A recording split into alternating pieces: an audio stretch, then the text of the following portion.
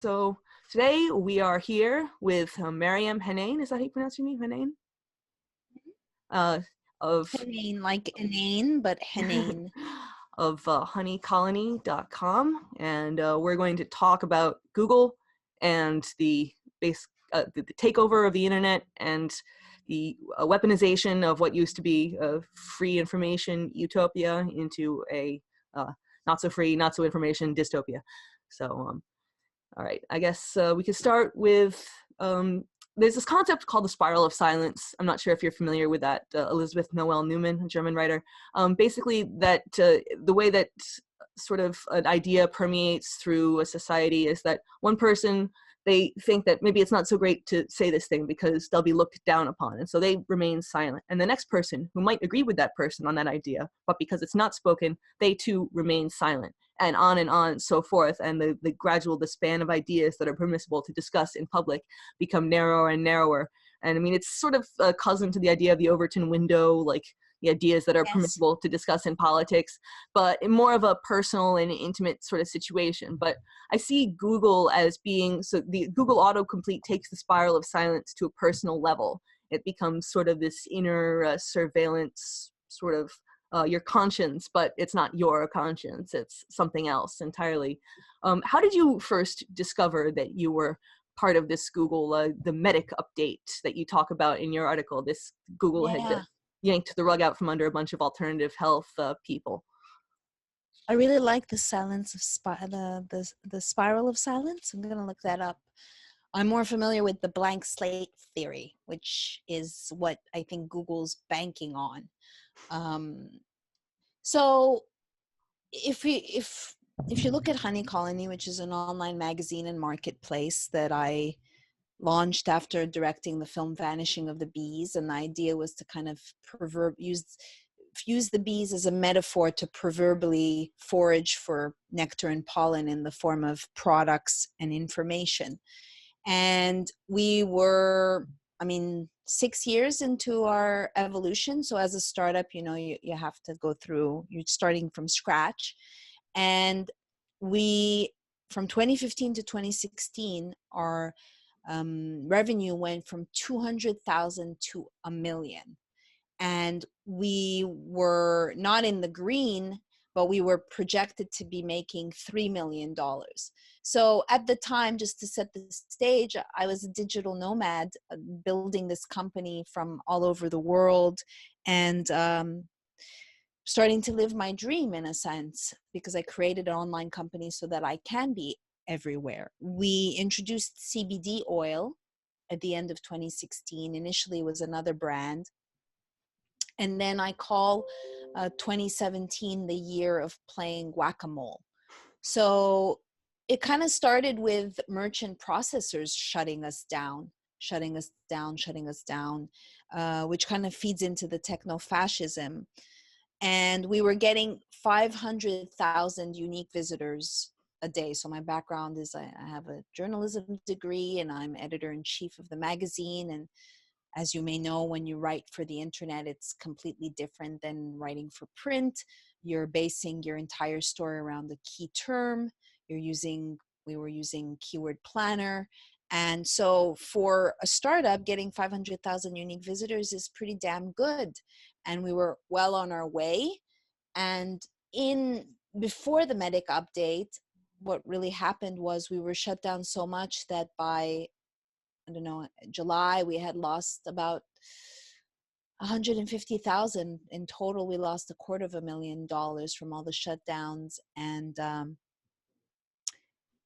then in 2018, we saw the traffic go down. So we would be having these marketing calls, and our SEO, we brought on a new SEO editor, and he's like, we have to exemplify EAT, which is expertise, authoritativeness, and trustworthiness. But we were already doing all of that because our stories are well sourced and we're real journalists. We weren't writing what I call fluffy Cosmo BS, because there's a lot of crap writers out there that just are very lazy. So then we learned about the medic update, but we were our team was being told by our our SEO manager that we could make up the numbers.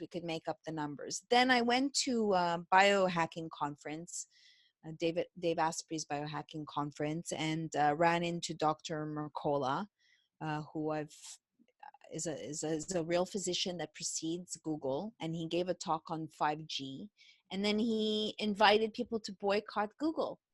So he told me later, because I went to speak to him and told him, well, I dubbed this techno-fascism.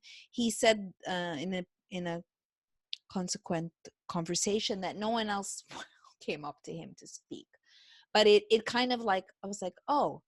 So I then started looking into, hey, is Google maybe associated with Big Pharma? And was actually eventually told Zach that Google is a drug company. So then I found out about Google, well, Alphabet owning Verily and a slew of Calico, and then Vaxitech, which is out of Oxford. So they are developing a one-size-fits-all flu vaccine. And then I found out about Healthy 2020. And then I found out that it's the decade of vaccines. Who knew? And then I found out about the fact that in January, the World Health Organization basically stated that anyone who doesn't get vaccinated is posing as a global threat to others. That information helped me understand why vaccines in particular has become such a polarized topic that we cannot even talk about it. So when I found out that Google was a drug company, I wrote a piece originally for Organic Consumers Association because I couldn't find any mainstream at the time to take it. And then I came across Zach Voorhees, and initially he was his identity was, his identity was not covered. He on Project Veritas, and then I saw him on InfoWars. And when I saw him on InfoWars, I reached out to him via Twitter, and I wondered maybe this guy can confirm some of my findings. So in all, Helen, we have now lost 76% of our traffic. So this time last year, and mind you, I've been in paying off debt because of the CBD techno-fascism. So last year we had generated 800-something thousand, and today it's half of that. Wow. It's and as you know, because of the auto completions, which is a mind control tool, I minored in psychology, that were run by our subconscious. So unless you know about Honey Colony, and I'm not a Dr. Mercola, I mean, I even, people still don't even know who Dr. Mercola is, let alone Honey Colony. So if you don't put in honeycolony.com in the search engine, but you're looking for chronic illness, you won't find any articles from us. Now, if you do the same search using Swiss Cows or DuckDuckGo or Quant, then we would come up. So the idea is to tell people to de-Google, which is difficult. I admit I still use Google Docs, and I never wanted to even switch to Gmail. It was my team that's like, you're going to love it, let's go to Google. And I was happy at the time using Word and using another server.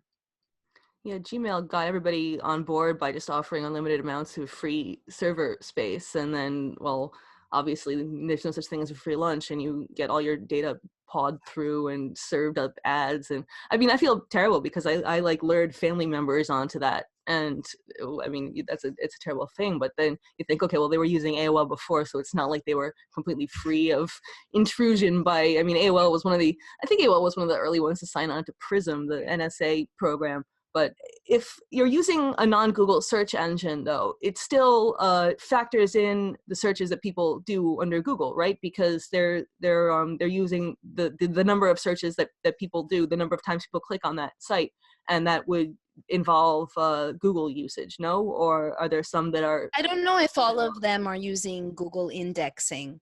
There's also start page. Start page I know So I uses know Google. for The start page yeah, uses Google. They anonymize Google, yeah. But I was wondering if I'd have to look into that. Right now, the one I'm liking the best is actually Swiss cows, and it's interesting to do an assortment of searches and see what see what you come up.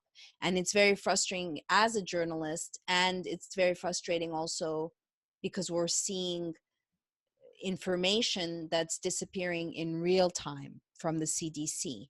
And I I was I just recently moved, and I was at my old place rummaging through the last of my boxes, and I found the story that I wrote because I've been part of the internet from the get-go. I mean, meaning I was writing for the Ventura County Star. I was covering technology, and I came upon a story today from 1997 that was about online privacy and how it might be because of encryption. So benign, so benign. Would have never thought that I would be on a daily basis pulling quotes from 1984 that are so apropos, because the Ministry of Truth is in full force.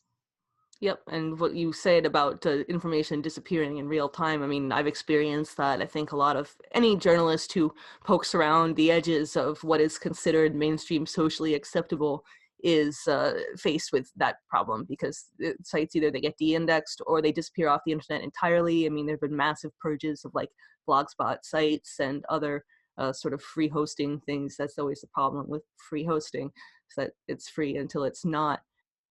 I was going to ask you, have you heard of a site called Care2? I have It's not, but I saw it mentioned in your Epoch Times piece. What is Care2? yeah, because well, they had thousands and thousands of health related articles, and I would pitch them, and they liked my pitches, and it was very casual. And then we got a message, the writers got a message that we were invited to copy our stories. They purged thousands of articles. Now they wouldn't reveal why, but come on, there must have been. It's just like, when I tell people I'm banned for life from PayPal, and they're like, what? Yeah.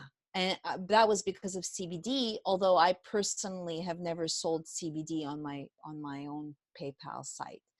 And I haven't looked into the ties of Care2 if there's Big Pharma involved, but I also got scrubbed off of GoFundMe. And recently, imagine you have a vaccine injured child, and you're not going to go through the rigmarole of going to VAERS, the special vaccine court, and you do a GoFundMe campaign. Well, then they decided to scrub all any vaccine related campaigns. So I took a deep dive and found out that Accel Partners has invested in GoFundMe, and they have also invested in pharmaceuticals and healthcare.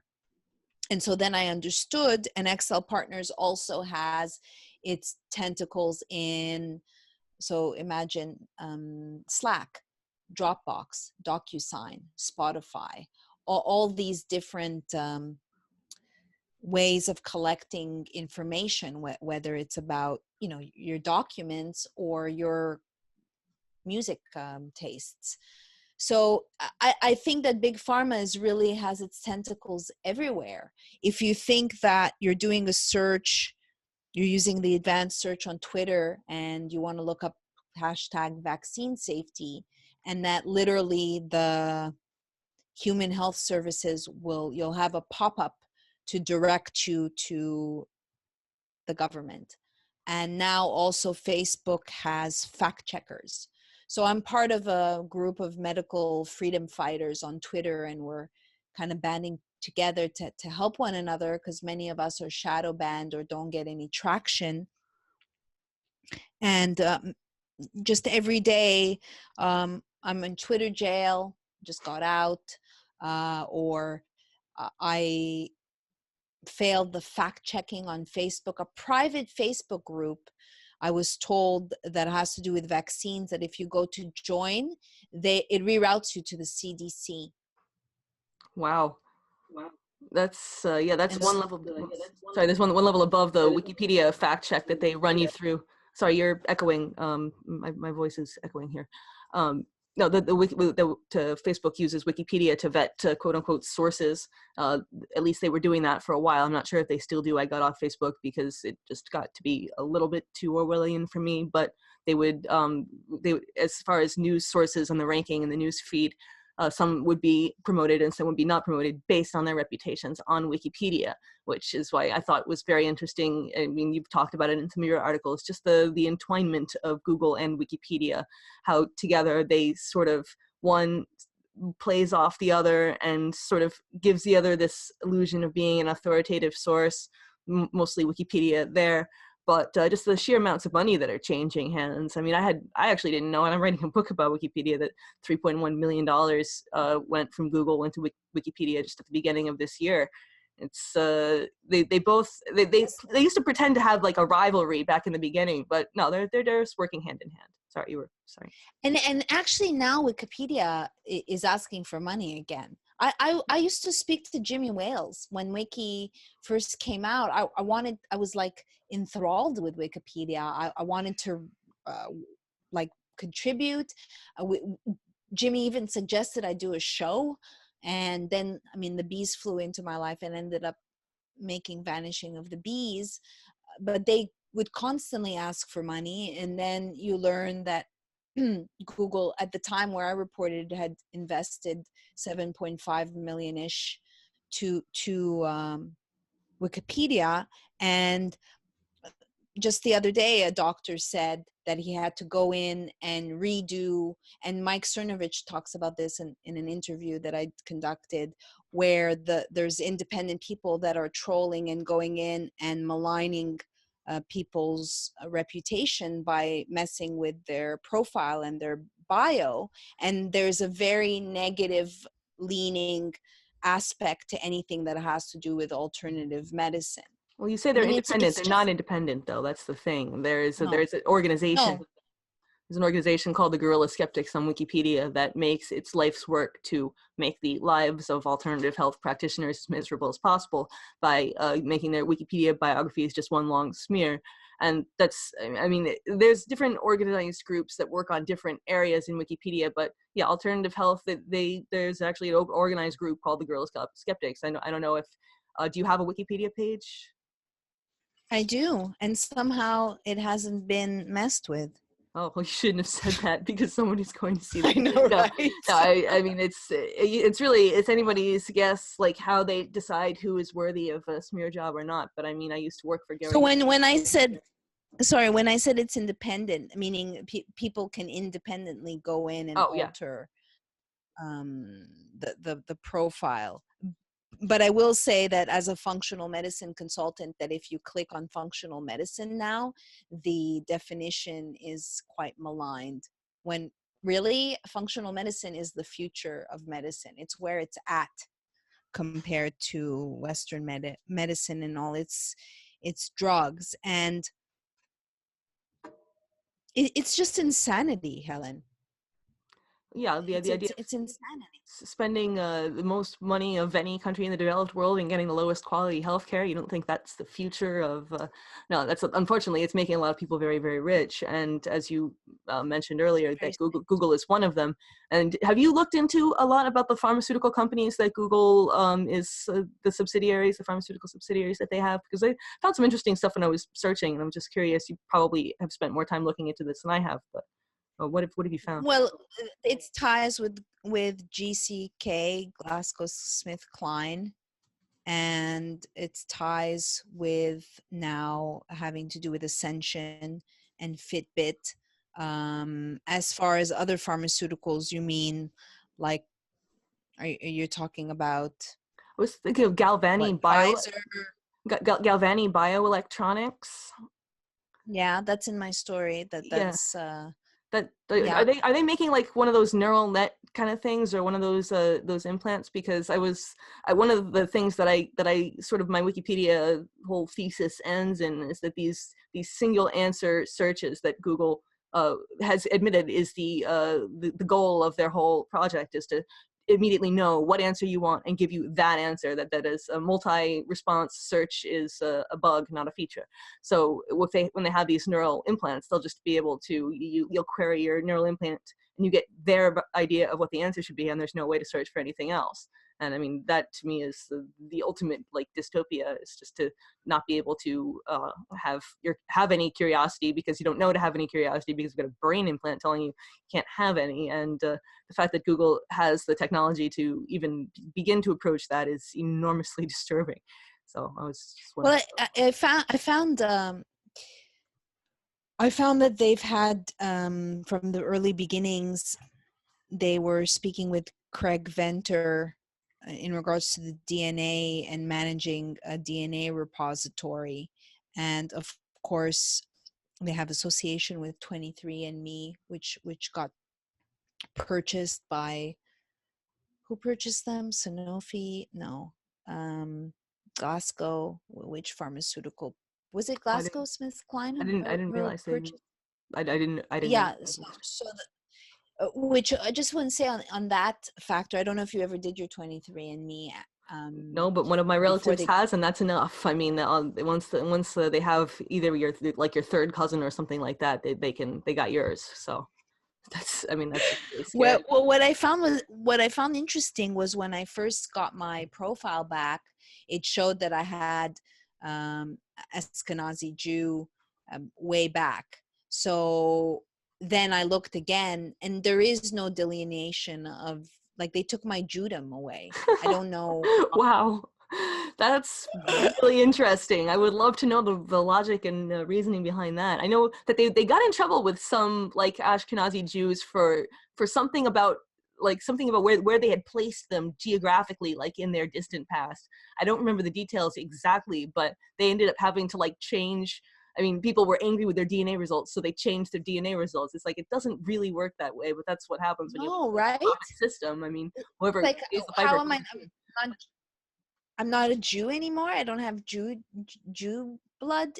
I mean, Yes. uh, it's very strange. Now it is like I'm Greek and Coptic Egyptian, and now it shows mostly that, and it's made me a Levantine, Levantine. uh, which could be from Israel, but it's become, anyway, it's a question that I have to ask them, like how did my DNA change?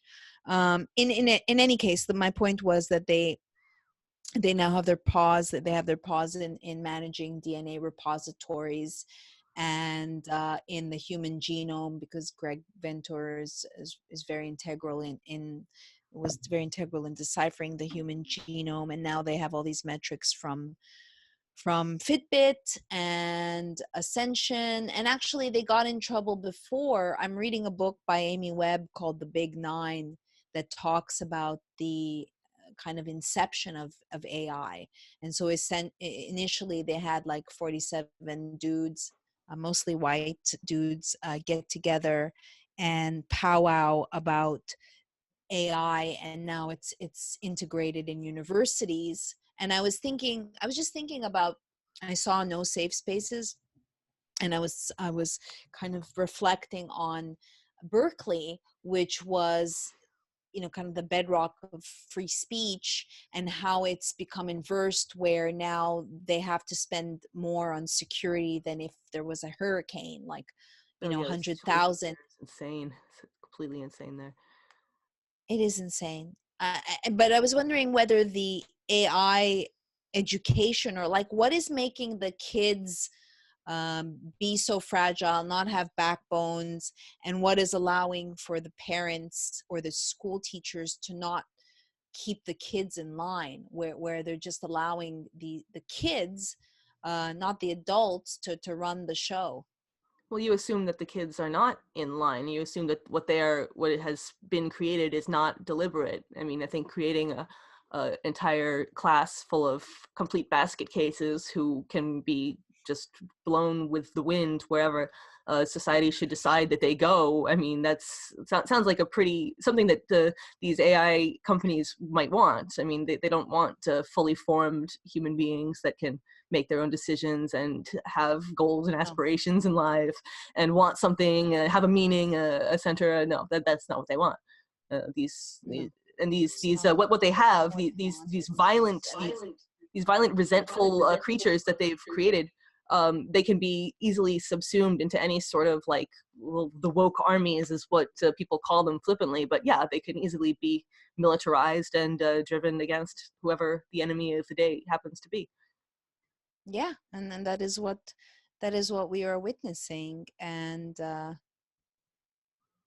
it's an abomination.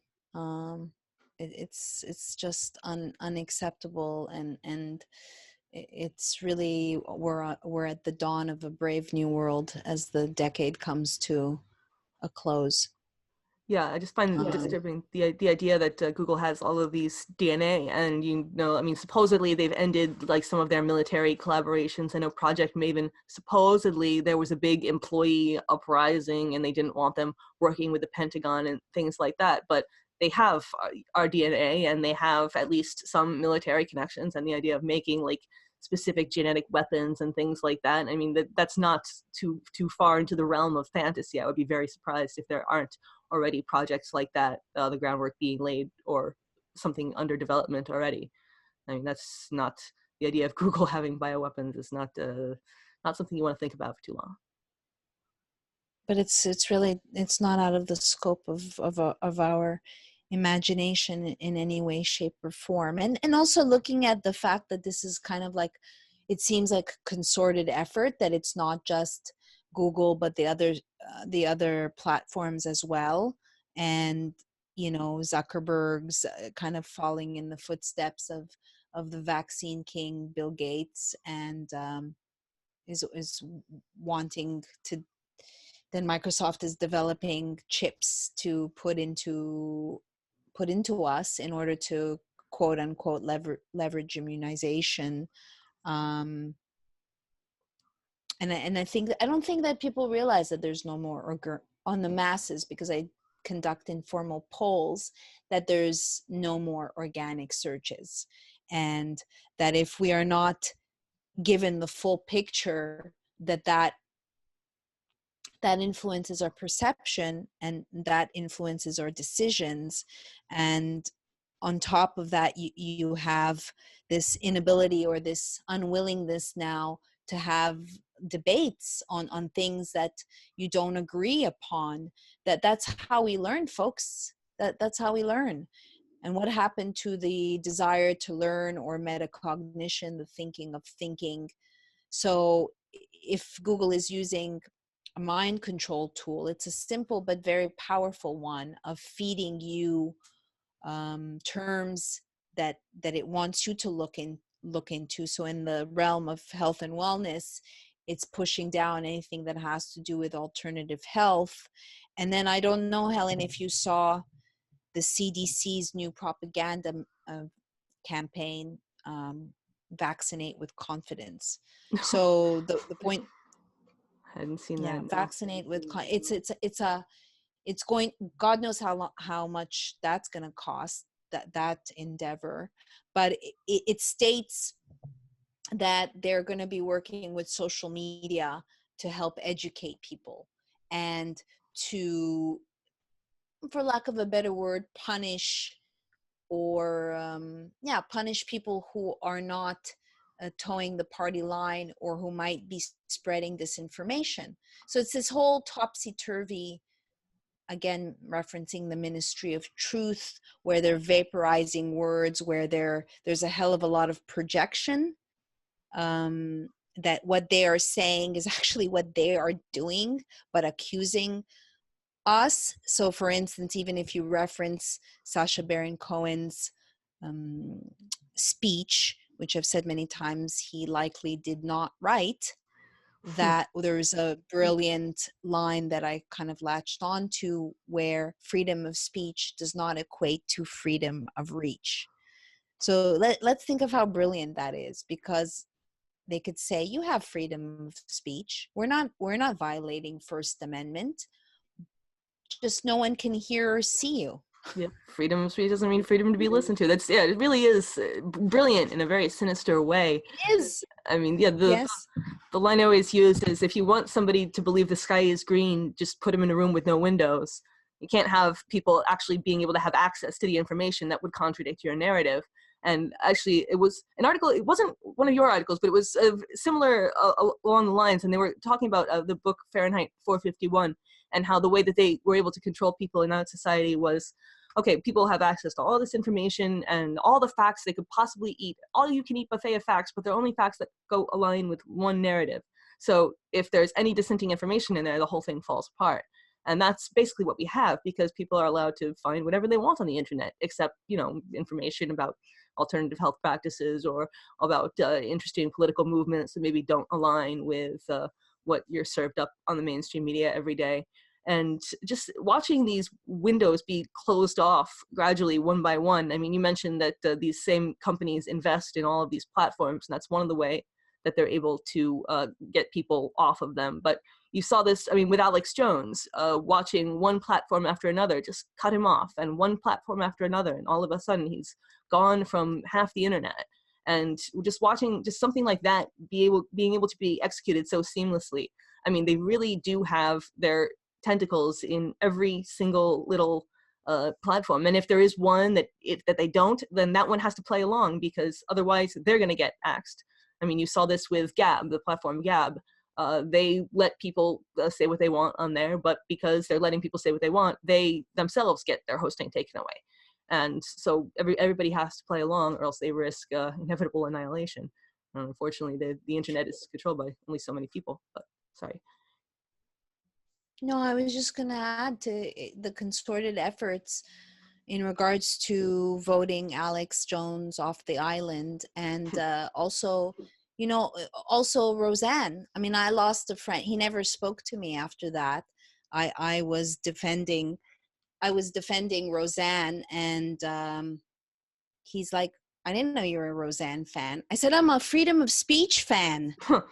Roseanne today, you tomorrow. And look, Yep. look, it's true. And the same thing with Alex. Why? I mean, I hope that in a way, in an alternative universe, not too far away, that, you know, it will actually benefit us, all of this, meaning we are banding together like bees, and finding our posse, finding our tribe of truth seekers. Certainly Alex has not been taken down. He's not in the mainstream, but he has prevailed, and I hope that others prevail as well. It's very frustrating, and I think up until I met Zach, honestly, I was effing pissed and bitter and tired, because I felt like every day, okay, Maryam, let's put the armor on. Because, you know, just even recently, I was working with a company called Behalf, and it's a factoring company, and I've never paid late. They had just increased this. I use this to fund inventory, like big, whether it's CBD or lubricant, where I have to put down a big chunk of money that I don't have, then I would use Behalf. One day, just woke up 2 months ago, you've been cut off. I don't know why. I have no idea why. There was also Kiva. This was funny because I owed so many people money that I had to deal with the loan sharks first, that were literally threatening me and literally knocking on my door. So Kiva is more of a crowdfunding, more lenient, and eventually I went around and started paying them back. And I woke up one morning and the $10,000 that I owed had been scrubbed. Now, of course, this was a kind of, it was great. 10,000 less that I owe, but they scrubbed me off the site.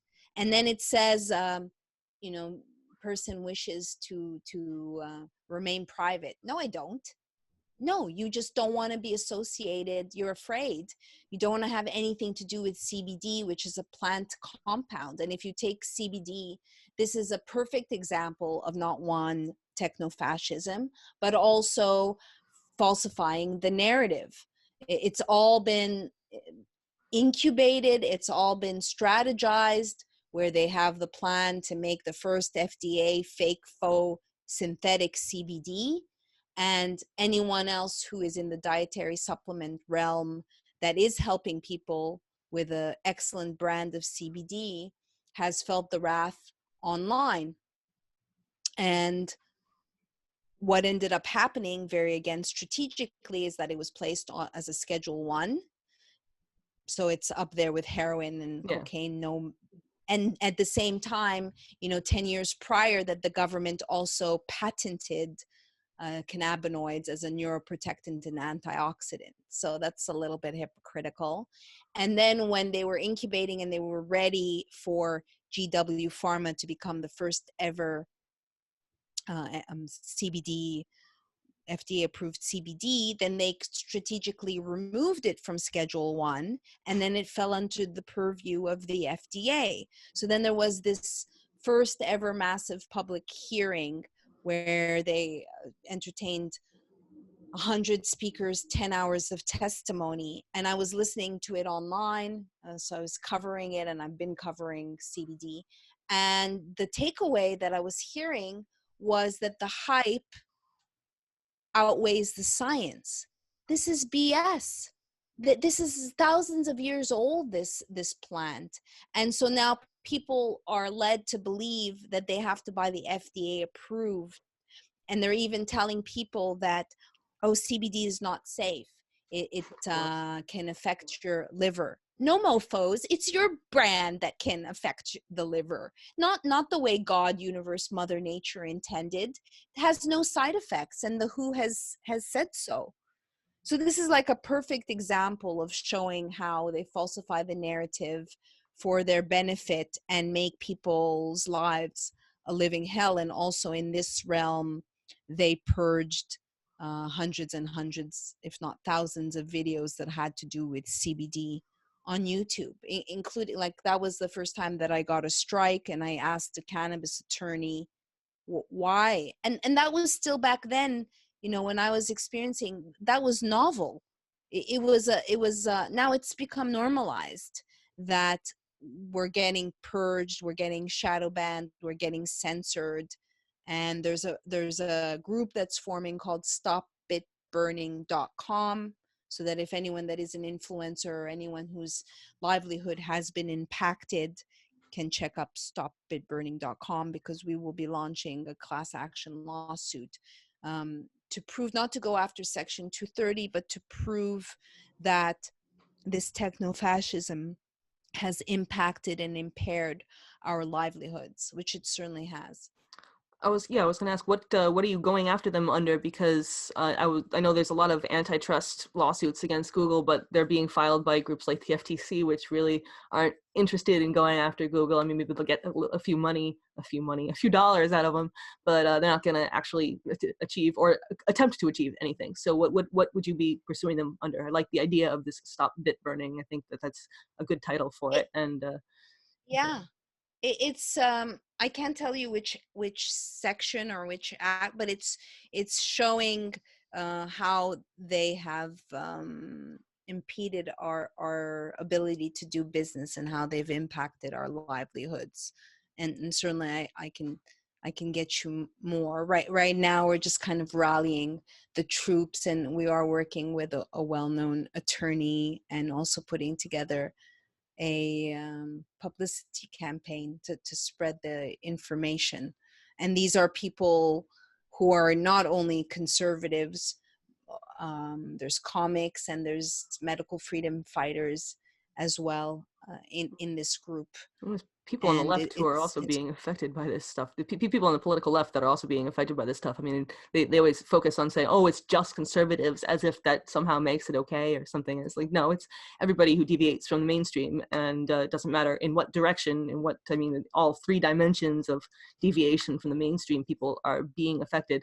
Just why I find it interesting that Google calls the one metric that they first allowed people to start skewing search results, your money or your life, as if these yeah.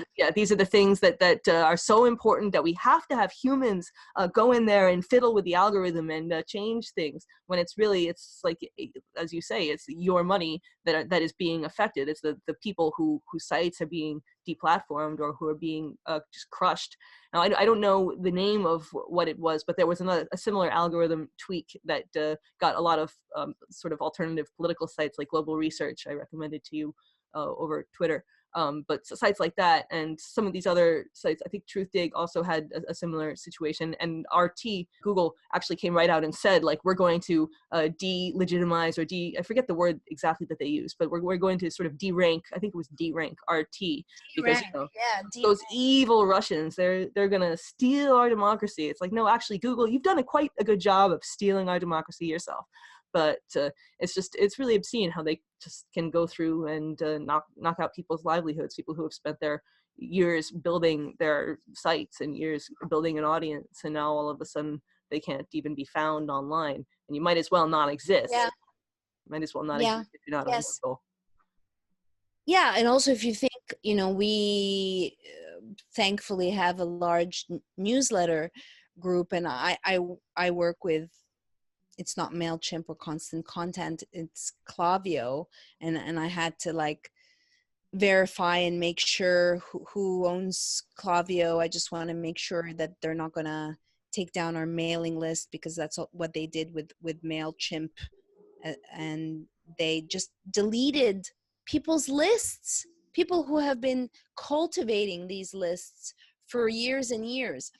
In fact, also, to segue, one of the first incidences of techno-fascism was waking up, and I always say waking up because it would be everything, it would be just like on a regular basis, a different mole to whack.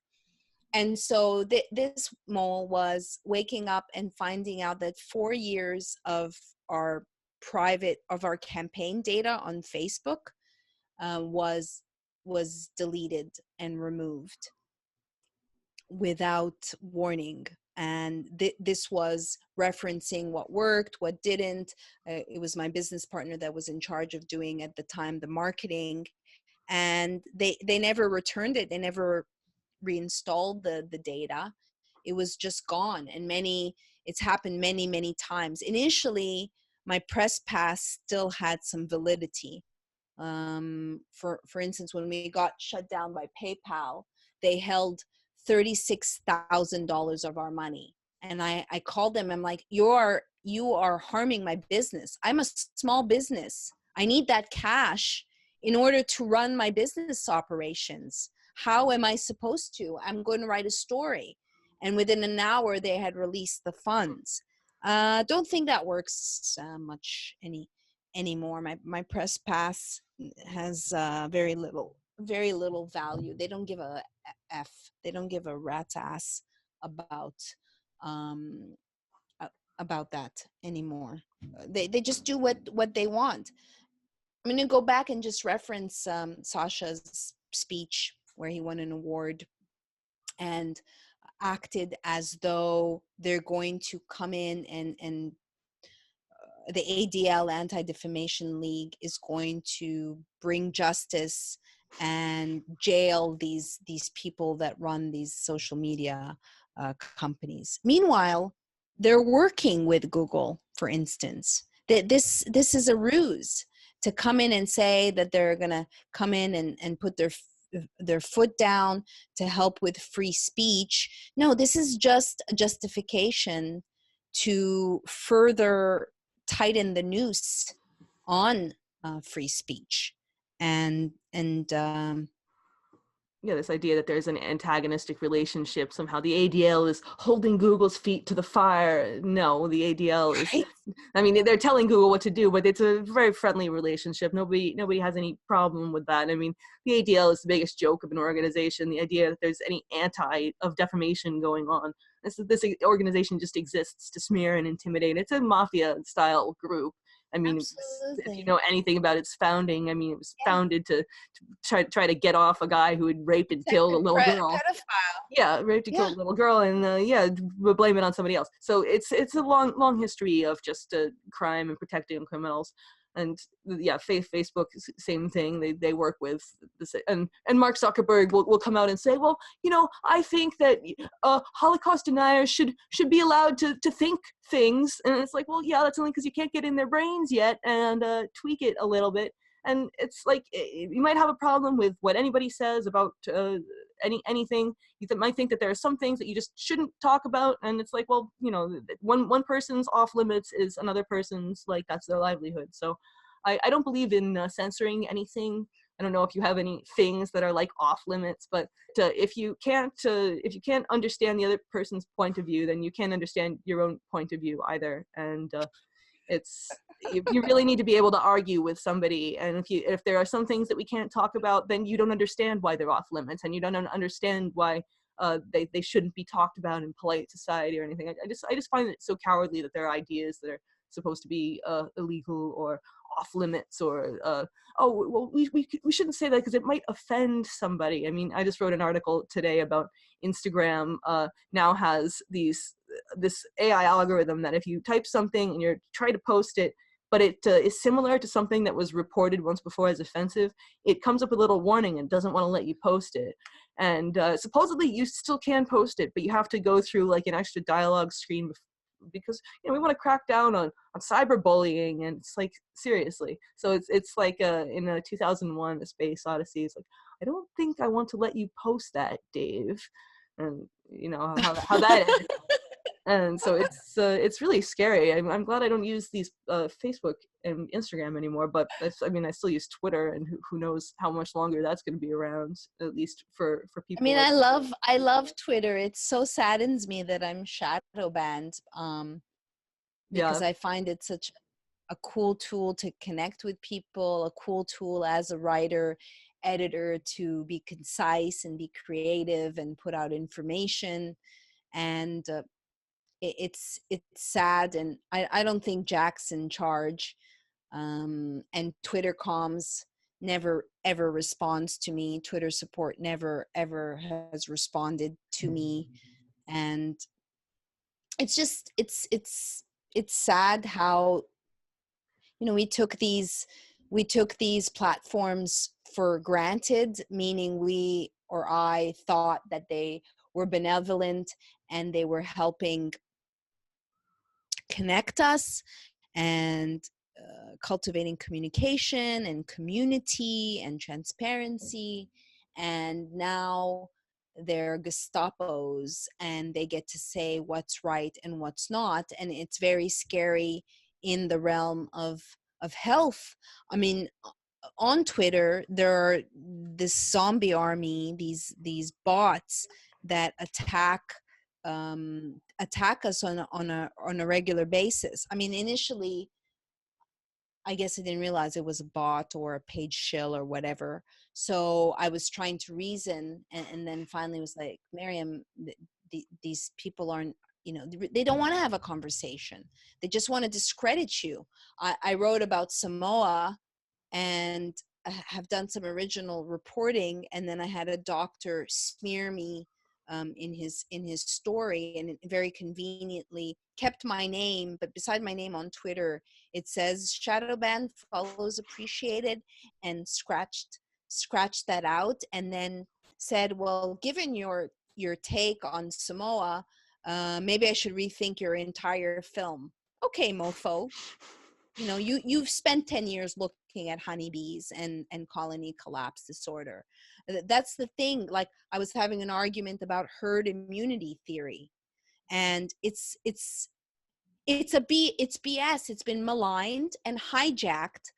I was having actually this debate with Zach, who was saying that you can reach immunity as a whole with vaccines, and I'm still trying. I believe that's wrong.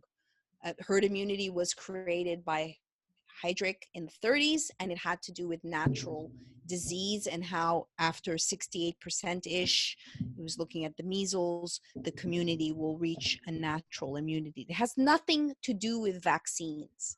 It was hijacked and maligned, and that's the end of the story. So if you're basing your entire argument on why we have to mass vaccinate on herd immunity, well, game over. It doesn't stand, in my opinion. And if you want to vaccinate, that's fine. What happened to the Nuremberg Code? What happened That's my to that? question. I mean, there was a measles emergency in New York City, and some parents of children who were not vaccinated and who didn't want to be vaccinated because it was against their religion. There's a large Hasidic Jewish community in Brooklyn, and Yes, that they was blamed one it of on the Hasidics. yeah, and they try to say that oh well, you know, there's a measles emergency and people are going to die. Well, nobody died, and then the numbers were not these huge numbers that everybody was going to, and half the kids with measles had been vaccinated, but they were going like Exactly. and they're trying to say, somebody even asked in the press conference, well, what are you going to do if they don't want to be vaccinated? Oh, we're going to fine them $2,000. What if they still don't want to be vaccinated? Oh, we're going to fine them another $2,000. Maybe put them in jail for a night. It's like, you seriously going to go door to door, like with a dart gun and just like, you know, just shoot the vaccine at them? It was the most ridiculous thing in the world. And some of the parents tried to sue and brought up the Nuremberg codes as, you know, like this whole experimentation on people without their consent didn't really work out so well last time, now did it? And the judge actually said, we don't ask consent for a house on fire before we put it out, do we? And it's like, so really, you're thinking that people's children are houses that are on fire and need to be extinguished? That's very interesting. But what I mean, that is exactly what is happening in Yeah. Samoa, that they are going door to door. So imagine that you're unvaccinated, or you are vaccinated but you don't have your paperwork, and they were asking, literally people had to go and put a red flag outside of their door, and then you're hearing reports that parents are hiding their children in the jungles and in the attic. So how far away are we? If you look at the CDC campaign, Vaccinate with Confidence, and when you read the outline of the campaign and their initiatives to really put the clamp down on myths. Who the F decides what's a myth? And what happened to sovereignty? And so what happened today, let's say, I don't know what the turnout was in New Jersey, but they're slowly taking away, let's say, medical exemptions, or they're slowly taking away religious rights. And now in California, they're going to go after the doctors. Yep. So that doctors can only get X amount of exemptions, or then they lose their license. So, and this is New York, Jersey, which is the House of Merck, by the way, where the headquarters are, California. These are supposedly left-leaning or democratic states. So what happened to sovereignty? What's happening? The left has completely lost its spine, completely just collapsed in a big puddle of quivering jello. I'm really, really disappointed in the left. I would have considered myself a liberal back before that term became toxic and you didn't want to use it because of what it's become associated with. But it's really, the left has completely abdicated their rights. They've gone and they are now supplicating before the FBI and the CIA, oh, save us from the bad orange man. And it's disgusting. It's absolutely disgusting. They've abandoned all of their principles. They're not anti-war anymore. If there's a gender crisis in the corner, they're going to go and fawn over that gender crisis, and never mind that there's millions of people dying in the Middle East because they refuse to stand up to their government. It's really appalling what has happened to the left in this country. So yeah, liberal states are going to be the first ones to abdicate their rights and throw their children before the doctors. Vaccinate them now, lest they become conservative or something. It's disgusting.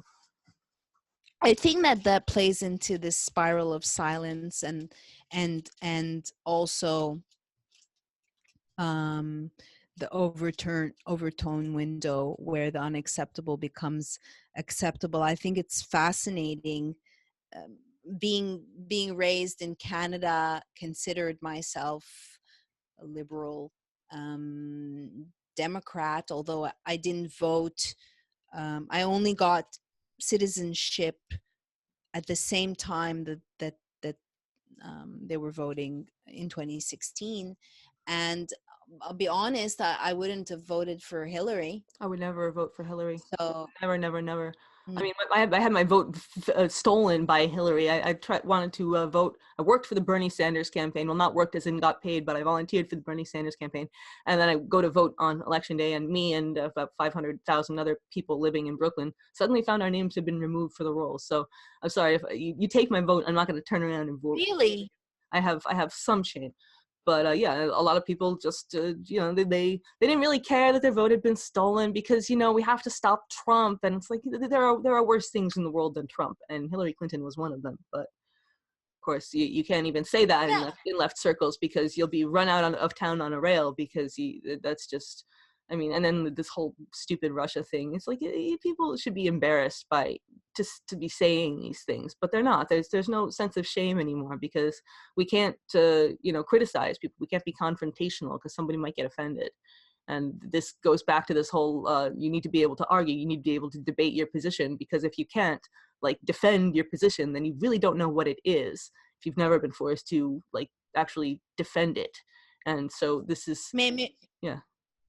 Sorry. I was gonna say maybe that's why also Jordan Peterson is so hated and such a controversial figure. I had written a story about carnivory, but from a functional medicine point of view, really explaining why is it that it's worked for him and why it may not work for anyone. I had editors thinking that they were vegans and they thought that I was promoting carnivory, which I'm not necessarily. And secondly, I had one editor say, we can't publish this because we're scared of Twitter. Then I had another editor tell me Jordan Peterson is a white misogynist, a white supremacist and a misogynist, to which I answered, I'm a brown woman. What? Have you read his book? No. Have you heard any of his discussions? No. But you're making a decision and you're an editor. That's just, pretty scary. People will they just write people off with these epithets without actually being at all familiar with them, never having encountered a word or anything that they've written. It's appalling, especially somebody who's as well known as Jordan Peterson. It's really surprising that you wouldn't have at least brushed up against his work somewhere. But I guess if you walk through life with a bag over your head for fear of encountering anything that might offend you, I mean, that's, yeah. And it's always the white people who are being offended on behalf of some mythological brown person that they feel like they are protecting, which is really rather racist unto itself. But no one ever thinks about that. It's true, but I brought him up because here is someone who you can listen to his inner machinations when he's expressing himself so eloquently and really parsing something out and taking us in different directions. And what an incredible mind. And instead, of course, there's tons of people that are fans of his, but to just malign him and put him down. I mean, I had another editor when I was writing my CBD story about techno-fascism, may have mentioned it to you. I had to dumb it down to run it on Marie Claire, but I was like thrilled. Oh, the mainstream's going to publish me again. Because I used to write for the Hollywood Reporter and Penthouse and Detour and Maxim. And so I got a call from an editor in my office, and she asked me what my personal views were on vaccines. Oh, no. And did they kill the story? Is it because of that?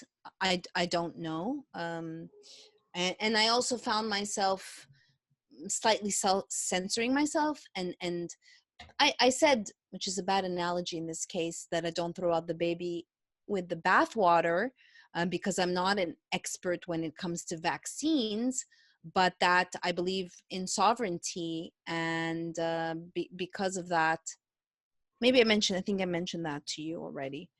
You mentioned that you had to They dumb killed, down the story, yeah, but I don't. Yeah, and you mentioned the then vaccine thing. they killed the story. Yeah, They that's killed the story. they've made these certain issues to be like these hot button topics so that you feel afraid of expressing yourself, and then the spiral of silence kicks in, and vaccines has become a major one of them. I mean, there was a huge blitz of like editorials in Washington Post and New York Times, everything saying, oh, people who refuse to vaccinate their children should go to jail. Oh, they're terrible. They're child abusers.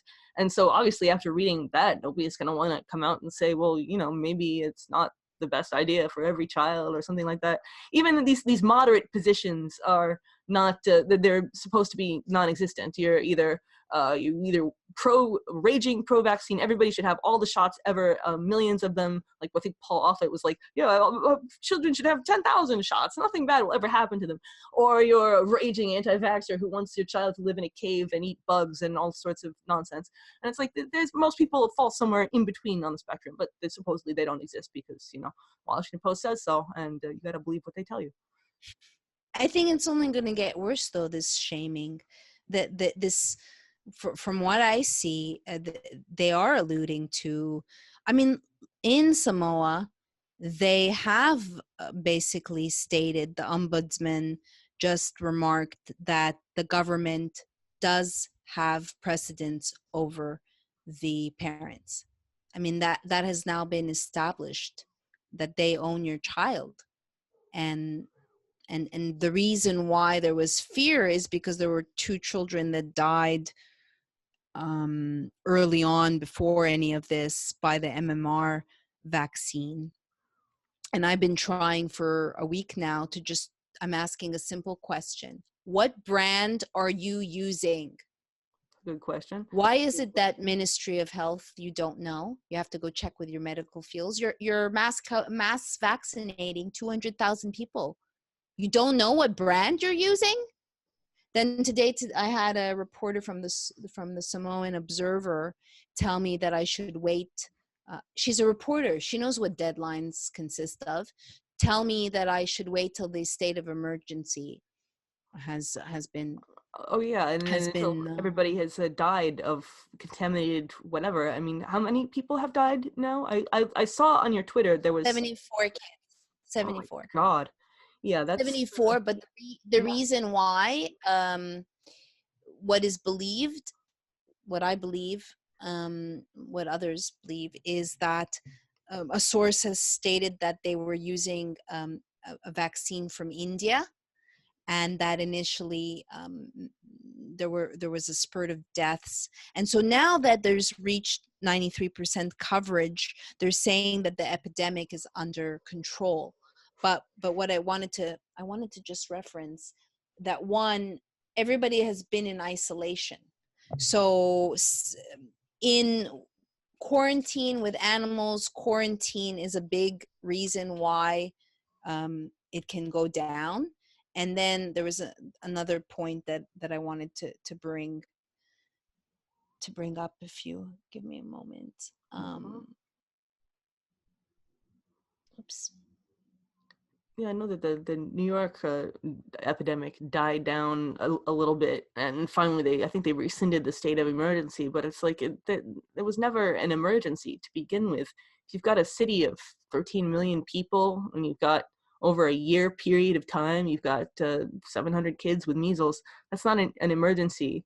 And again, half the kids are vaccinated, so doesn't really, the idea of mass vaccinating everybody in certain zip codes. I mean, I was really expecting to see them driving around with white vans and dart guns, but I didn't end up actually seeing that. Supposedly my neighborhood was one of the ones. Not yet.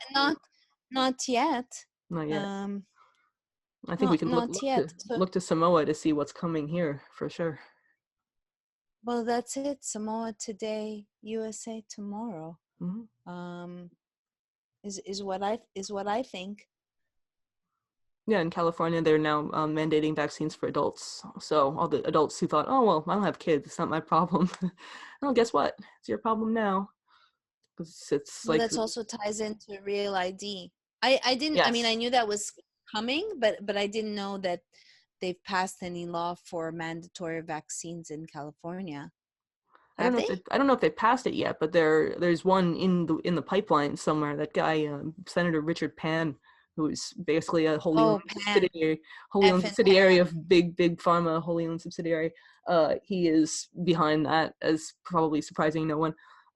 Yeah, it's he's never met a pharmaceutical he did not love and immediately want to apply to all of his constituents by force. Yeah, they should all just start by showing us and getting vaccinated themselves. Do you remember I mean, I know we weren't supposed to talk about vaccines. I'm sorry to take it in that direction, but the Golden Globes, they had a publicity Oh stunt. yes, yes. And yeah, I mean, I'm sure that nobody actually got vaccinated there. that that would have been No. really weird. If somebody starts convulsing, like foaming at the mouth because whoops, oh, you got the bad shot. Oh, I'm so sorry. Yeah, I'd be like, I just wanted to say that in regards to the measles, that the incubation period is from 7 to 21 days, and consider that it takes at least 10 days from the time a vaccine is administered for an antibody response to develop. So the antibody is basically the end game here of vaccination, and it's performed ostensibly to protect from illness and viral spreading. But that's just about the same time of length it takes for measles and most viral infections to run its course. So the point is, by the time everyone is vaccinated, the natural outbreak is mostly over. But of course, they're attributing the success to the vaccine. to the mass vaccination. Yeah. And also what I think they're doing is giving a diluted version of the vaccine. And then what happens is that there's a shedding that occurs. So in reality, they're pegging unvaccinated people as the ones that are posing a threat, but it's them that are The posing vaccinated people who, a yeah, they're threat. running around. And it's posing a threat to their own immune system. Yeah. Again, you want to stick yourself with needles and your kids, go for it. Just Well, they only want allow the you. They want to stick you. And no. yeah, Google wants everybody to think that everybody wants this because can't have any dissent at all. And Wikipedia is even worse. Oh my God, Wikipedia with the vaccine stuff, they really brook no dissent. Anybody who's ever like they'll go through this, the guerrilla skeptics on Wikipedia will go through and find an actor who has said something about vaccines at some point, just an offhand comment, not like a Jenny McCarthy or anyone who's done like a full-on activism campaign. No, just some But actor. just in passing. Yeah, just in passing. And that will be like 2 paragraphs in their Wikipedia biography, just some random comment, because, you know, they have to be punished for their stepping out of line there. These people are it's crazy. And they'll just squat on biographies. Like I mentioned Gary Null, like I said, I worked for him in the past, but he's got people squatting on his Wikipedia page. I know I made an account just to go in there and try to fix some stuff, and did it all according to Wikipedia's rules. 5 minutes later, it had been changed back. So somebody's clearly sitting there and watching, make sure that nothing happens, and then went back in there and changed it back. And then I was banned from Wikipedia. So it's like, okay, that didn't last long. How did you get banned from Wiki? How do you get banned from? You mean as an editor? Yeah, as an editor, you can. It's pretty easy to get banned. I mean, if you're editing on any sort of controversial article, they make it very easy to get banned. I mean, they can run all kinds of. They can run a fake account that's sort of near you. Like the reason that I was banned was because somebody across the river in New Jersey was also editing Gary Null's article at the same time and dumped a whole bunch of like plagiarized stuff in there. And they said that was me doing that I was somehow doing both accounts at once and apparently straddling the river while doing so, because I really like they could have looked at my IP address and saw that I was in Manhattan, but it was a complete joke. And there's obvious, like, I think they probably had somebody in New Jersey and they were like, can we find some reason to get rid of this person? She's really being annoying. She knows all the rules and stuff, and that's not cool. But yeah, the sheer amount of groupthink. Like if you look at Wikipedia talk pages and stuff, it would really make Joseph McCarthy, green with envy at the way that they're just able to bend people to their will and say, well, you know, I'm really worried about you because you're thinking this way about these certain things. Like a couple of these editors that push the Russiagate nonsense. And even now, even after it's been disproven many times over that there's no such thing as Russian collusion, but no, these editors are still pushing it, and there's still these long articles where these guys just do nothing but, because unfortunately, I mean, even if it wasn't completely co-opted by these large corporations and Big Pharma and military-industrial complex and the CIA and Mossad and everybody else, even if it wasn't all that, it still would be skewed towards these people who have nothing else to do except sit in their basements and edit Wikipedia all day. So you've got a certain personality type who is drawn to this site, and those guys are made to, guys, I say because it's like more than 80% male, but they guys have nothing to do. Now offensive to say, What? hey guys. Yeah, Is saying guys kind of offensive? I know. No, You're allowed to say anything you like about men because they have privilege. Remember, it's they're the last. No, but if you're saying and there's women there, because yeah. I just sorry, I didn't mean to interrupt you, but I'm part of Binders, which is a closed group for female journalists, and I said hi ladies, and I got shamed. I got shamed for saying ladies to a girl. That's called desperately reaching to be offended, I'm afraid. There are some people who will be offended no matter what happens. They just really, really like that sensation of taking offense. I really think that there's some sort of chemical release. Maybe they get a little dopamine buzz from it or something, but there are people that really, really enjoy that, and especially people who are offended on behalf of other people. I mean, like I was saying before, the white saviors who swoop in and say, well, I'm sure that I know some hypothetical brown person who's going to be offended when you say that word. And it's like, well, no, you don't. You just made that up. So whatever. But yeah, How is it in New York? Like, because I believe you're in a city where there's a lot more interaction with humans, where I can go a whole day, you know, and not interact with any human, really. You know, it's like in San Francisco, there's more like, it's more urban in a way. So do you, and New Yorkers are vocal and expressive. So do you feel that it's hit New York as well? Or it I really mean, I know depends that's a on generalization. No, it really depends on where, like what area you're in. I mean, if you're just regular people on the street, you don't really see a lot of sort of this new way of speaking that avoids any words that mean anything or anything like that. But there are some, like, I think if I was in college right now, I wouldn't want to be in college right now, just because seeing what happens in, I mean, places like Berkeley, like you mentioned earlier. I mean, I think I made it out of college right before things got really intense. There was some sort of flickers of that, like, but after I left, my school ended up getting this social justice center in their new building, and it was all these weird, like, outside agitators who sort of pretended they were students and hung out in the student not cafeteria, but like student hangout area. It was this outdoor place between the two buildings, and they would always just hang around and try to start shit, basically just try to get people outraged about things. And it was like, I never saw them go to class. I never saw them do anything that would imply that they were actually students there, but they were always there, and they were always hanging out and always trying to get people riled up about social justice issues. So, I mean, I really do wonder about the genuineness of this particular, the quote unquote social justice warriors. I mean, I did a whole presentation at Left Forum a couple of years ago about this, but just like, it seems to me like if you wanted to destroy the left, what you would do is take this sort of very fringe area of it, like these people who take offense on others' behalf and who speech police, thought police, the political correctness thing, which nobody liked the first time it came around, but here it is again. And you make that the central focus of what it now means to be a liberal. Well, of course, everybody's going to run screaming away from liberalism at top speed because nobody likes this thought police stuff. So it wouldn't surprise me if it was cooked up in some right-wing think tank or in the CIA or something like that, and just unleashed on the internet first and then unleashed in real life. I mean, I talked to people who were in the Occupy encampments in various places, and they were longtime activists, and they saw this new crew of people who came from who knows where, and they were all the ones demanding that people all follow these weird speech patterns and things like that. And they nobody knew where these people had come from. And I mean, I saw it unfolding on the internet in places like LiveJournal, and just Can you give me an example of a speech pattern or some oddity? Just of speaking in ways that are very careful. Not like you wouldn't say "Hey guys" to a mixed crowd, or that you wouldn't just that you wouldn't say words that are now known to be offensive. Like you wouldn't call somebody retarded if you just meant that they were being stupid, or you wouldn't. I mean, of course, I'm going to be blanking on like the obvious ones, but there are obvious ones.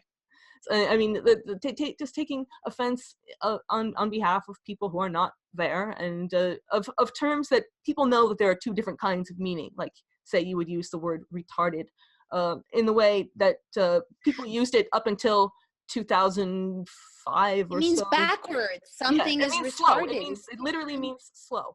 And so people would say, I mean that, but you can't say it because some hypothetical person might be offended.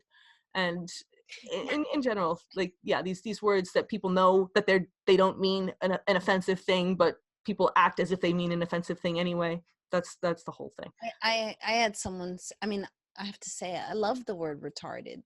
I think, and I was meditating on the word retarded, and I had done a little bit on my channel about Tropic Thunder, how that must be the last movie in history, 2008, I believe, where not only do we have the word retarded and a character that played a retard, but we also have blackface.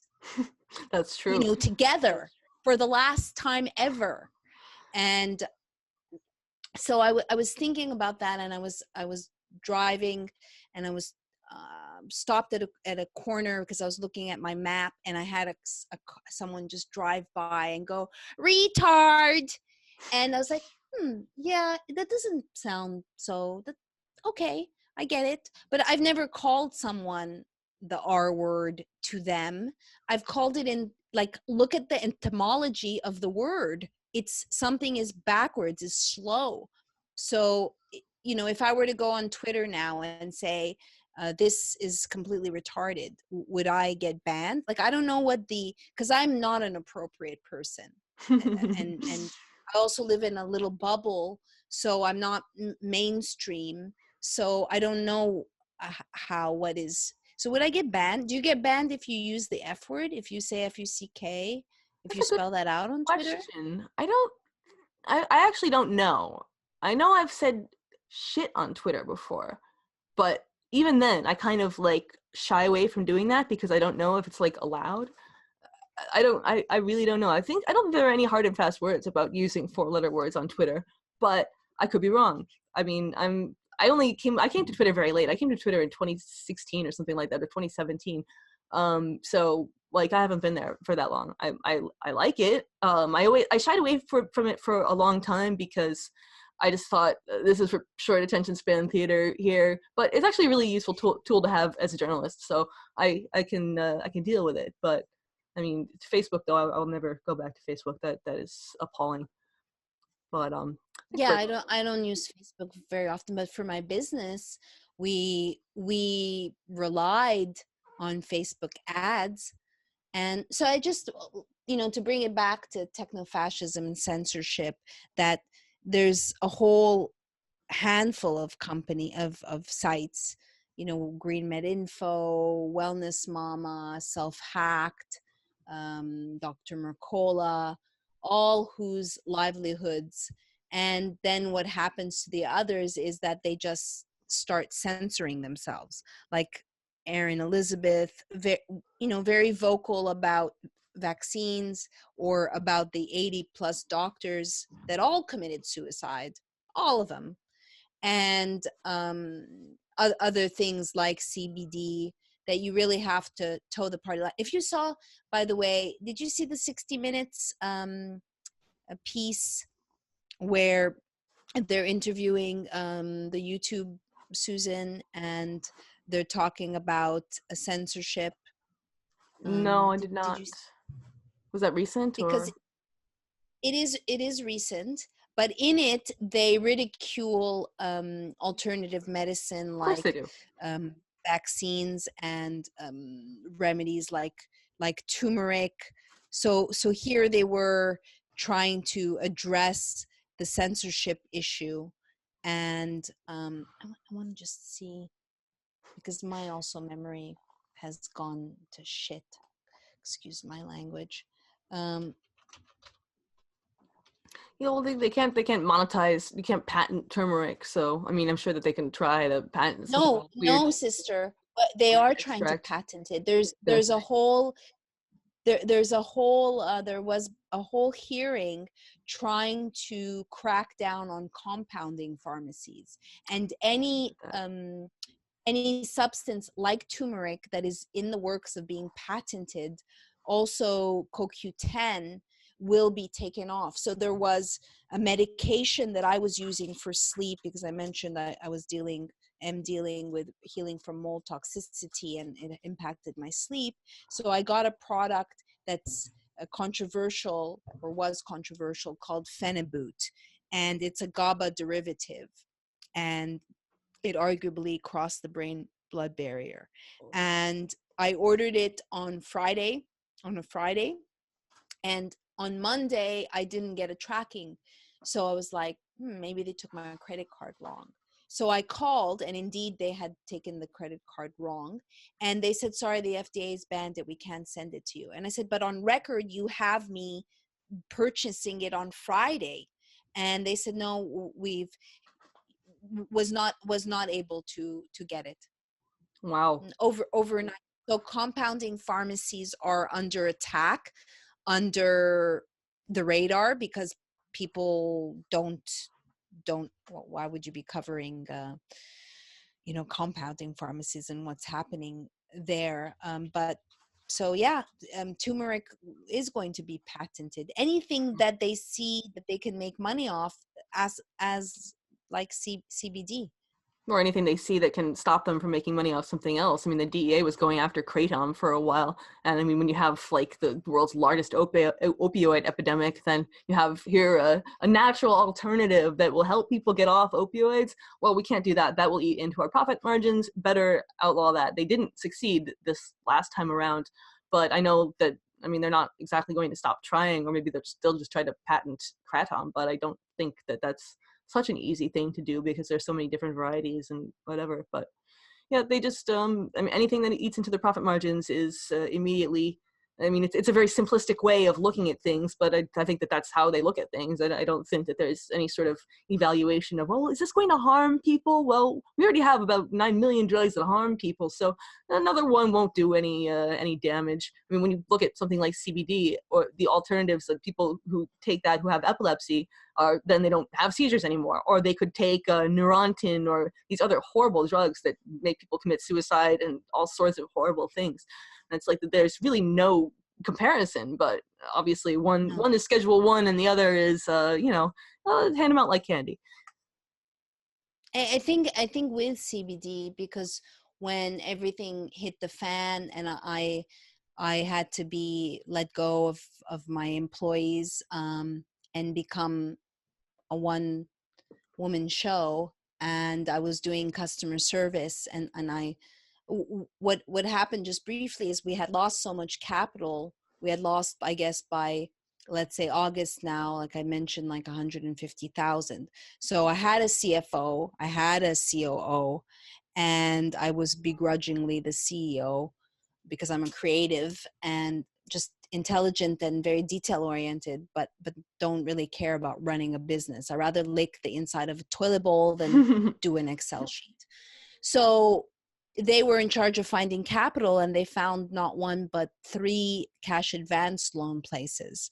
And these are all, it's a racket. Bloomberg did an excellent series, and they made me personally liable, because in arguably you're protected by an LLC. So anyway, I came back, and the employees had closed the bank account, even though my mentor told them not to, because he mentioned the word lien, which I didn't even know what a lien was. That's how naive. I didn't even know what a chargeback was. And so when I came back, they closed the bank accounts, and that triggered liens, and all my bank accounts, my personal ones and the business, were seized. So again, wake up in the morning, $7,000 gone, $13,000 gone. I had to hide my money in my friend's account. But I brought that up because I came back to hundreds of very angry customers because I had people who were waiting, imagine, for our CBD, because it's so good, from July all the way to January. And I did deliver because I'm a persistent bitch and I don't give up easily. But anyway, I think I brought that up to just the customer service and the complaints that we got from customers, and having to deal with that. But in the meanwhile, when I was speaking to customers, I was astounded that I was speaking to veterans, people with PTSD, bladder cancer, insomnia, anxiety, and across the board, they were praising our CBD. And I say our CBD because, yes, if you're making CBD properly, but a lot of people just care about the money, and they don't realize, like Big Pharma, if you're just using an isolate, that you're not making the most of the entourage effect. And the entourage effect is the variety of the cannabinoids working together to bolster the system. And that we have a cannabinoid system that was discovered, I believe, in the early 2003. And so what's really happening is that this plant is interfacing with us like as an adaptogen and giving you what you need. And that's why it's been touted as this miraculous plant compound. And that's why Big Pharma wants to get its paws all over it, because billions and billions of dollars in revenues, just from vaccines alone. I think in 2012, the 11 top pharmaceuticals made, 17 billion or so. It's in my story. Just crazy amounts of profit. And they realize that people are veering away more towards natural compounds. And when you're talking about the opiate epidemic, how many people have been able, like I used to microdose, I admit it, Xanax. Like the average, I think, dose is maybe 2.5, and I was doing 0.25 and very guilty about it. And I was able to get off with the help of CBD oil, because in large amounts it's said sedative, and in smaller amounts it's energetic. Yeah, I just went on a rant there about CBD. It's fine.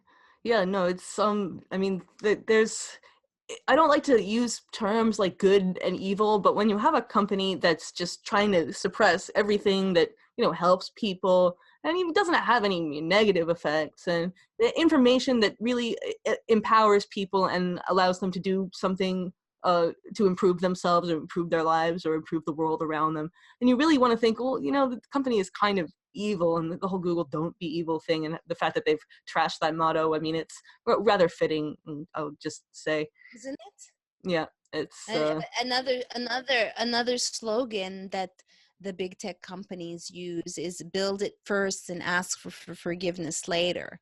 And they certainly move have fast, move fast and break things. Yeah, move fast, break things. Have you read or heard of the book The Circle by Dave Eggers? No. He wrote, this is a fictional book that was turned into a movie, written in 2012, and it's loosely based on Google, but it's the character's name is May Holland, and she's hired into this company and just falls in love with the company culture and the ethos, and really becomes this rising star, and then realizes that she's an accomplice in something quite devious, and has the courage. I mean, in the process, she kind of kills her boyfriend because it's all about transparency and cameras. But in one of the stories that I write, I liken Zach to May Holland for having the courage to leave his six-figure job and dump all this information. And still, I'm surprised that the mainstream media hasn't embraced him more. I mean, certainly he's doing rounds and is very much in demand and is excellent on TV, an excellent interview. But I'm surprised that more mainstream Well, outlets. they did a pretty good smear job on him. Well, not even a pretty good, a really sloppy smear job, actually. The Daily Beast did a really sloppy smear job on him, and that scared away a lot of people. Unfortunately, it's a spiral of silence. I mean, if you paint a person as this sort of evil, anti-Semitic, evil monster person, then nobody wants to touch that person with a 10-foot pole, even though they were perfectly willing to use his documents when he was anonymous and perfectly willing to do stories about them then. But yeah, once you pull off the anonymity, then it's only people who express themselves and who have ever said anything controversial.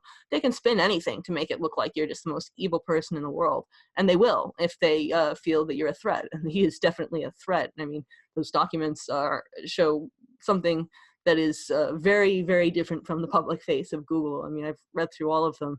And one of the last things I wanted to ask, because we don't want people to, we want people to watch this video. We don't want people to say, oh, this video is too long. I don't want to, but they use this solely Google jargon. Like if you look through these documents, I think you referred to it as, I copied down the word here, googly gook or something like that. But like, it's like, if you look at a cult, they will have their own little jargon, their own little language to make their communications difficult to understand to outsiders, and also to make it difficult for the person who's just been inducted into the cult to explain what they're going through to outsiders so that they can't leave. And I see a lot of that in Google, but it's also a question of, do they just use their own words because they want it to be intentionally obfuscated to outsiders, or is it also to keep the insiders in because they don't want people like Zach leaving, because they've had some problems with employees getting a little uppity and thinking, you know, maybe I don't like this evil monster that I've been engulfed by. I mean, what do you think about that? And I think recently there was there's an outlash because I think that they're changing the transparency guidelines within the company. So there's a shift in the company mindset, because they were very, I think, from what I understand, very inclusive, that the employees had a lot of access, hence why he legitimately was able to collect those documents. Kudos to him by digging, so that they're now pivoting and making it stricter. And I did want to also talk, when I interviewed Dr. Epstein, and who's been documenting Google since 2012, when he himself was blacklisted, and wrote about the blacklists without seeing them until Zach came out. But he was telling me about how these Sergey and Larry are utopians, and that really believe that they're doing good. And my kind of counter was, I don't know how involved they are anymore, because, and then a couple days later they announced that they're going to be stepping down, and yet in the press release it states how they're still going to be very much involved. So nothing's changed, because someone else is running the show, and it's called Alphabet, and it's called the drug company. They're a drug company now. So it's like, well, if you're not really running the show, but you're still participating, and you're still calling the shots. Yeah. How are these people, who Larry and Sergey, who went to Montessori school, which is a different upbringing, which is a utopian, altruistic kind of mindset that you're imprinted with, how did it devolve to this? Is it because they really think that they are doing good? I doubt they really think that they're doing good. I think they think they're doing good for themselves. I think they might think that they're a higher form of life than the average person. I don't know. I think that they went to not the Montessori schools, but there was like a summer camp for gifted children that like they went to, that Mark Zuckerberg went to, that a lot of these tech entrepreneurs went to. I think that Larry and Sergey went to this camp. My memory is not so great either, for reasons that probably have to do with the 5G rollout in New York City. But I think they were at that camp, and just the sheer number of people who have come out into positions of extreme power from that camp would indicate that something special about those kids. And so I don't know. I think that they were told that they're a higher form of life and that they don't really owe so much to the vast amount of humanity that are basically being mined for our genetics and our information and whatever else they can get out of us before we just give up and die on them. So before we wrap up, Helen, what do you think is the future? What do you think? I mean, I try to focus on solutions, and I try to be positive, but I do think it's going to get worse before it gets better. I do think that banding together with more truth seekers, and again, like I thank Zach for kind of infusing me, because I've become quite jaded. So what do you think is on the dawn of this new decade? Well, I would agree that it's probably going to get worse before it gets better. I think that people need to disentangle themselves from these mega corporations as much as they can. I mean, obviously, in some cases you can't, because whatever, maybe your company that you work for uses this thing, or you have to do internet payment transactions through this thing or whatever. But to whatever extent each person can, that should be a focus. And just to not obviously, if you're looking for information, don't use Google. That's the number one. I mean, people think, oh, well, I don't know how to change the default search engine on my phone. Well, learn. Google it. It's not that hard. And if you just set it up Google so that, yeah, you can Google that still. You can still Google that, I think. I don't know. I don't use Google anymore, but it's pretty easy to do. And once you have it so that your computer automatically goes to another search engine when you go to search something, it's not that hard to not use Google. The other things. Are you using Brave browser? I use Brave browser, yes. I use Brave. I use Proton Mail. Those are the two main ones. I use DuckDuckGo for search. What was the one you said? Swedish cows or Swiss cows? I said Swiss cows. cows. I thought it was some European nation cows. I'd never heard of that one before, but I'll have to check that out. But I mean, DuckDuckGo is pretty good. But Swiss cows. And cool. DuckDuckGo is good, but I've found success and then doing a melange of searches. And I was actually looking into LexisNexis, because I used to have access to LexisNexis. Oh yeah, the database. I was going to say, I didn't know LexisNexis had a search engine, but I know it has the... just two, but it's like $3,000 a year. Yeah, exactly. And most people don't have that to lay out on that thing. No. But I think I agree that finding other truth seekers and banding together, I mean, I've heard it referred to as like a dark forest model, where you have like these email lists or these like things that aren't necessarily out in the open on social media platforms, just because you can't have social media platforms anymore. So yeah, I mean, email lists, just mailing lists in general, just people need to communicate. And if you learn things, get them out there. Don't sit on them yourself, just because you might not maybe find a message board, and if you think that there's interesting people on there, then strike up a conversation with them. I mean, I know that when I was growing up, LiveJournal was how a girl stuck in the suburbs could communicate with higher forms of life and not have to deal with her peers. But I don't know what it is today for kids. I don't envy kids growing up in this world. This is not a place that I would want to be young, and not a place that I want to be old either. But it's better to at least have formed a self before this whole thing goes on, because you've got so much competing noise. Like I said, the Fahrenheit 451 model, where you've got yourself so stuffed with facts and so having to do all these things, and you have never time to stop and think. And that's the whole point. They don't want you to stop and think. So that's one of the most important things you can do, stop and think. Just because things are happening to you doesn't mean that they should be happening to you and that they have to be happening to you. Stop and reconsider and think, how can I change this thing if this thing is not working out for me? I mean, that's pretty much one of the base things. Yeah, I'm all for critical thinking and reviving critical thinking, because I believe that it's at an all-time lowsies. Critical thinking and debate will save the human race, if the human race is ever going to be saved. That's about it. Okay. All right. Well, Yeah. it was good talking to That. you. Anybody who wants to look at your work can Helen. go to honeycolony.com. Of course, my website is helenofdestroy.com, assuming it's still there. I think it's still there. Sometimes it's not, Yes. but yeah. And I would like to ask people to please follow me on Twitter. Yes. Because What's your I'm Twitter shadow handle? banned, and it's Maryam Henein. So you'll put it the spelling. I wish it was I'll put just up the B thing. Lady, but as I go Well, by B Lady, it would be much easier.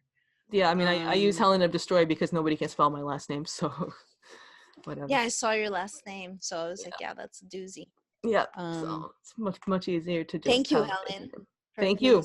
for this opportunity.